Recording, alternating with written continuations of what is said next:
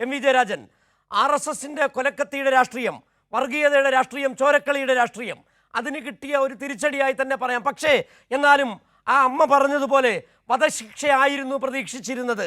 എങ്ങനെ കാണുന്നു താങ്കൾ ഈ വിധിയെ? റിജിത്തിന്റെ വിങ്ങിപ്പൊട്ടുന്ന അമ്മയുടെ ഒരു പ്രതികരണമാണ് നമ്മൾ കേട്ടത്. ആ കുടുംബത്തിന് നഷ്ടപ്പെട്ടത് തിരിച്ചു കിട്ടില്ല. ആ കുടുംബത്തിന്റെ അത്താണിയെ ഇല്ലാതാക്കിയ RSSന്റെ ക്രിമിനൽ സംഘത്തിന് അർഹമായ ശിക്ഷ ലഭിക്കണമെന്ന് വിങ്ങിപ്പൊട്ടുന്ന മനസ്സുമായി ആ മാതാവും സഹോദരിയും പറയുന്നത് നമ്മളെല്ലാം കേട്ടല്ലോ. ഒരു ന്യായീകരണമില്ലാത്ത കൊലപാതകമായിരുന്നു 2005 ജനുവരി 10 നടന്നത്.